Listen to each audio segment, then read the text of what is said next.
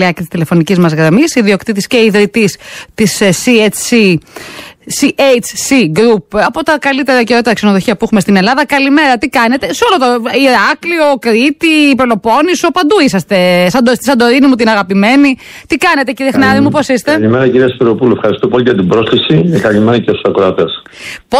Πώς πάμε φέτος? Έβλεπα τώρα εδώ νωρίτερα κάτι ωραίες που έχει στην Κνωσό και έχει αρχίσει μια συζήτηση πολύ μεγάλη για τον υπερτουρισμό. Που τελικά δεν ξέρω αν υπάρχει υπερτουρισμός, αν υπάρχει έλλειμμα υποδομών και αν τελικά εσείς οι ξενοδόχοι που έχετε επενδύσει και έχετε ενισχύσει πάρα πολύ την όποια τοπική κοινωνία, αν τελικά το βλέπετε αυτό ή είναι κάτι που θα πρέπει να αλλάξει σε θέματα υποδομών, σε θέματα κρατικής ενίσχυσης. Για πείτε μου με την πολύ μεγάλη εμπειρία σας τι συμβαίνει τελικά. Κυρία Σπυροπούλου, δεν υπάρχει υπερτουρισμός. Αυτά είναι συμφέροντα που εξυπηρετούν κάποιους, δεν ξέρω το λόγο. Αυτό πρέπει να γίνει είναι να φτιαχτούν υποδομές. Και όλα αυτά τα έργα που πρόκειται να γίνουν, ειδικά στην Κρήτη θα γίνουν, είμαι σίγουρος ότι είχα μιλήσει με τον κύριο Περιφερειάρχη και θα γίνουν τα έργα αυτά. Οπότε δεν υπάρχει λόγος να μιλάμε για υπερτουρισμό και να χαλάμε αυτό το πράγμα το οποίο κάνει τους επενδυτές να ρίξουν χρήματα στην Ελλάδα. Όταν μιλάμε για υπερτουρισμό, αποτρέπουμε τους επενδυτές. Αυτό σημαίνει. Και τους τουρίστες. Και τους επενδυτές και τους τουρίστες. Αλλά και μας πάνε να επενδύσουμε να καταστρεφόμεθα. Επειδή κάποιοι έχουν συμφέροντα. Αυτά είναι σωστά πράγματα. Επίσης, για ποιο υπερτουρισμό μιλάμε όταν η Σαντορίνη πάει χάλια? Ναι. Και απλά αν πάνε 2-3 κουρασγερόπλια και γεμίσει, γέμισε. Ωραία. Όχι γέμισε η Σαντορίνη, γέμισαν τα μαγαζιά. Τα ξενοδοχεία όμως δεν πάνε καλά. Να σας πω κάτι, κύριε Χνάρη, επειδή ήμουν την Παρασκευή. Γέμισαν οι δρόμοι. Δεν γέμισαν ούτε τα μαγαζιά. Όπως το είπατε, ναι, με συγχωρείτε, το θέσατε πάρα πολύ σωστά. Γέμισαν οι δρόμοι και δεν μπαίνουν μέσα να ψωνίσουν. Ναι. Καλά το λέτε. Ναι. Είναι ακριβώς όπως το λέτε και συγγνώμη γιατί το παρανόησα. Έχετε δίκιο. Είναι ακριβώς έτσι. Ναι. Γιατί μπαίνουν, ακόμα και αν μπουν, μπαίνουν για να πάρουν ένα πολύ οικονομικό, πολύ φτηνό. Γιατί αυτά είναι τα all inclusive με τα κρουαζιερόπλατα συγκεκριμένα. Δεν αφήνουν ιδιαίτερο οικονομικό αποτύπωμα στην περιοχή. Είναι μέσα. Οι άνθρωποι έχουν κάνει αυτή την επιλογή. Δεν έχουν την ευθύνη οι ταξιδιώτες και οι τουρίστες, έτσι. Αλλά έτσι όπως το έχουμε δρομολογήσει το πράγμα και δεν υπάρχουν υποδομές να περάσουν, να σταματήσουν, μπλοκάρουν τα πάντα. Δεν μπορούν να περάσουν, σταματάνε μόνο για να βγάλουν τη φωτογραφία που λέμε στα σημεία αυτά που την ξέρετε πολύ καλά, Τζαντοίνη, γιατί έχετε και εκεί εξαιρετικό ξενοδοχείο.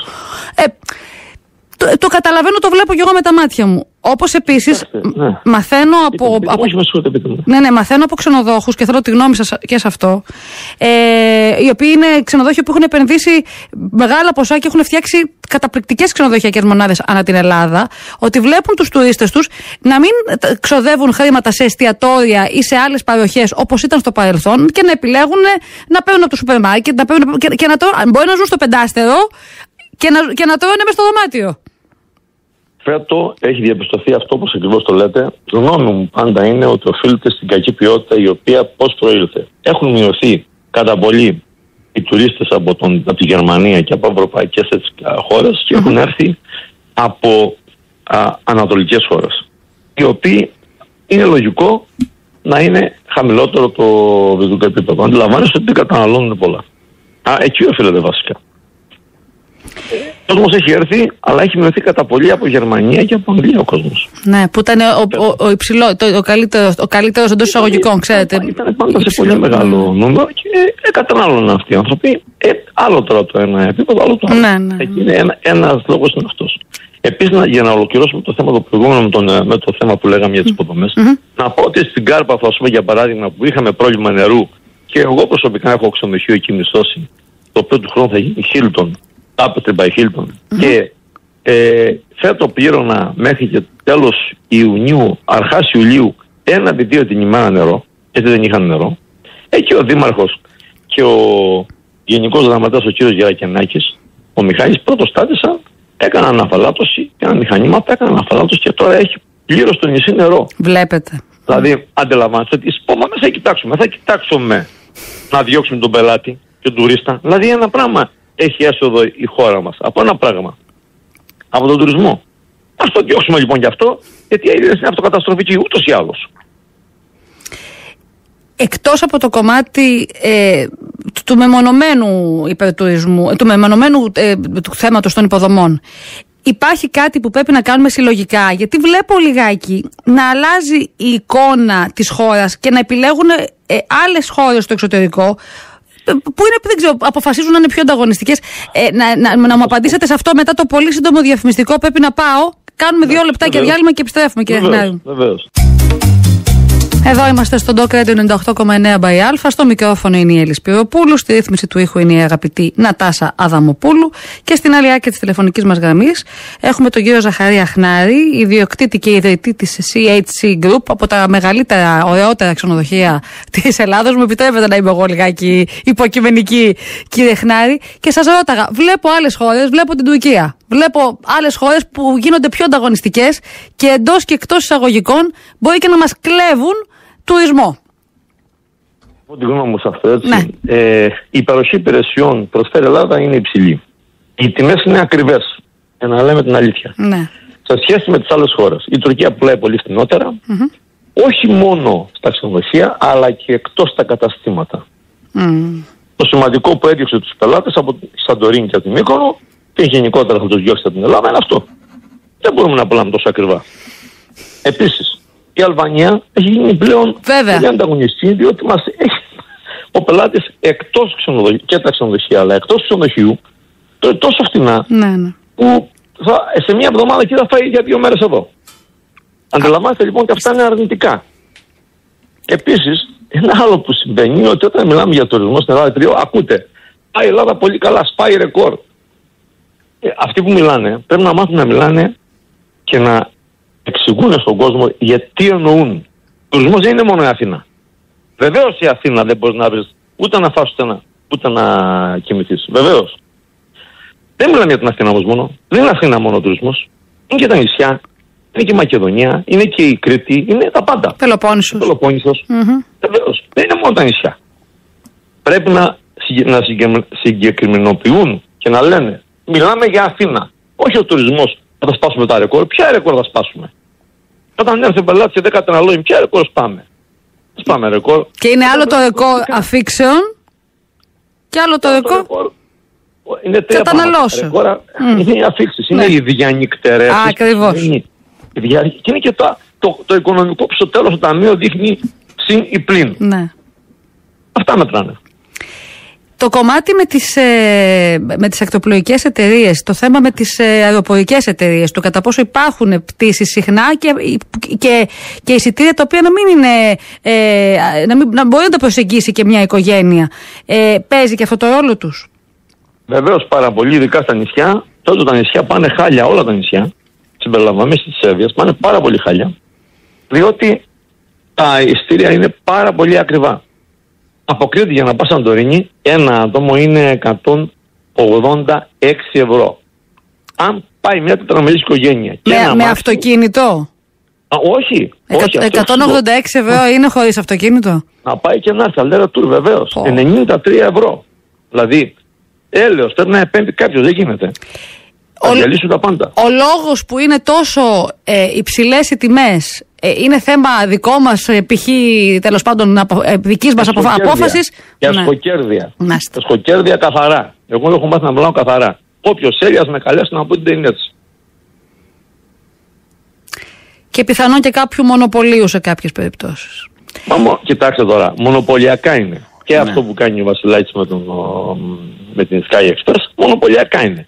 Έχετε δει διαφορά στιγμές? Εγώ δεν έχω δει διαφορά στιγμές. Και τα ειστήρια των 18 ευρώ και 50 που λένε δεν υπάρχουν. Όταν παίρνετε σε αυτές δεν υπάρχει. Πάμε στην επόμενη κατηγορία που είναι 180.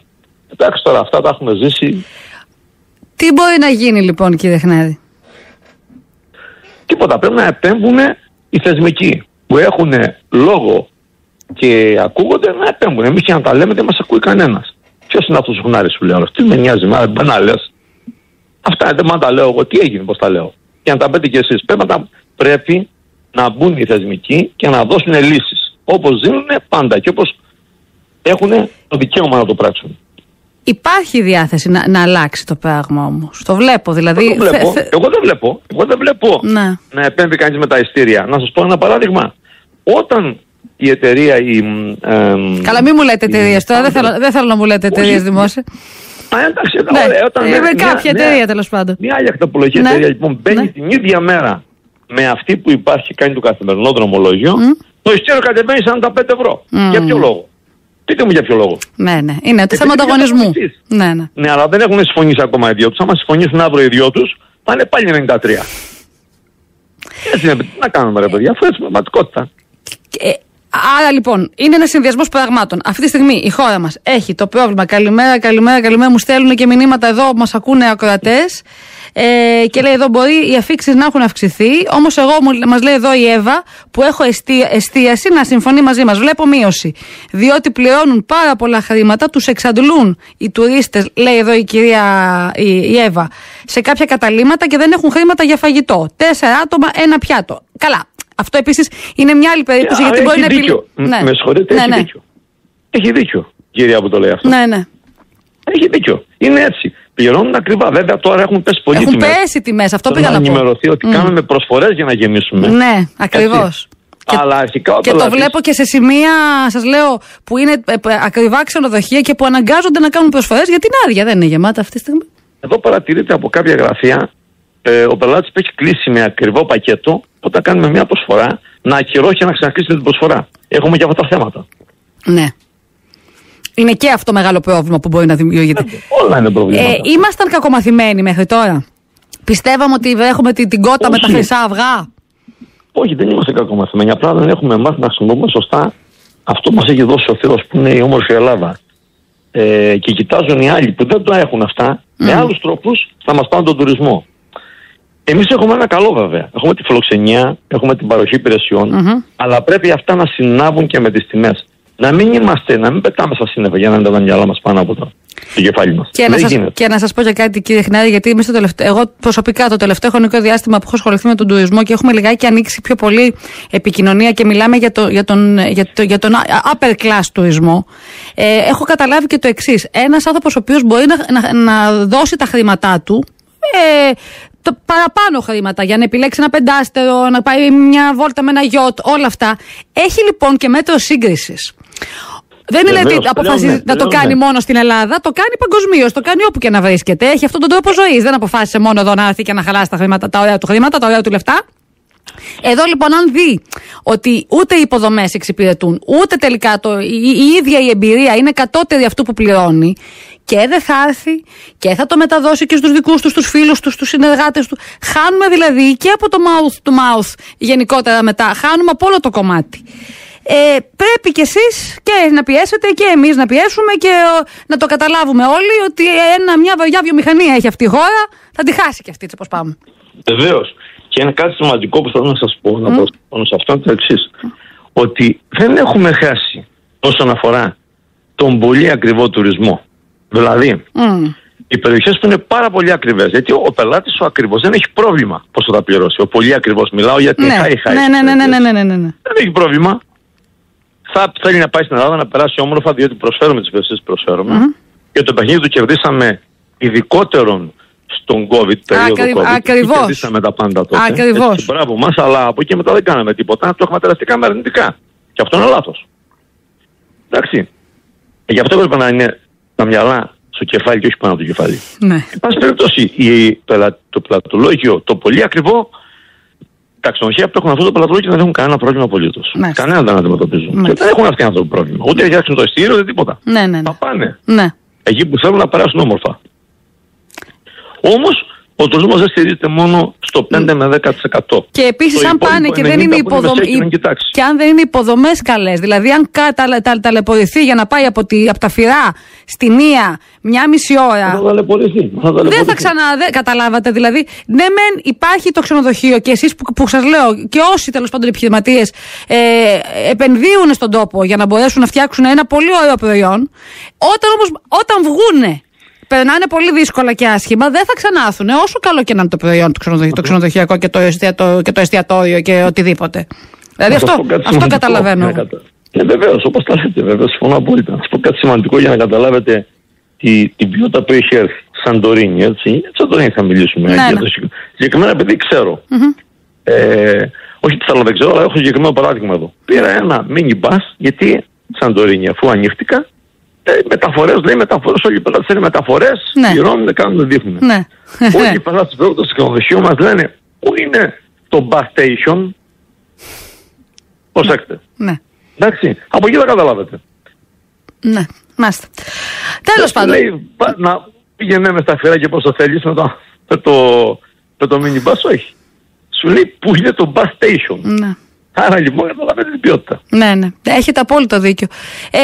Κοιτάξτε, στο καλό είναι ότι επειδή έχουμε και τη φιλοξενία αλλά και μυαλουδάκι έχουμε, το θέμα είναι να το έχουμε και στη θέση του.